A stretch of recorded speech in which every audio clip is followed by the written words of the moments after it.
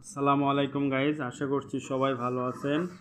মুরগিকে অন্যান্য খাদ্যের পাশাপাশি ঘাস দেওয়ার বেশ কিছু উপকারিতা আছে। ঘাসে থাকে ভিটামিন এ, কে, সি এবং ক্যালসিয়াম, আয়রন সহ বিভিন্ন খনিজ, যা মুরগির রোগ প্রতিরোধ ক্ষমতা বাড়ায়। ঘাসে থাকে প্রাকৃতিক ফাইবার, যা মুরগির হজম প্রক্রিয়া উন্নত করে এবং পেটের সমস্যা কমায়। ঘাস সহজলভ্য ও সস্তা, তাই ঘাস খাওয়ালে খাদ্যের অতিরিক্ত খরচ কমে যায়। ঘাস খাওয়ায় মুরগির ডিমের কুসুম আরও গাঢ় হয়, পুষ্টিমানও বাড়ে।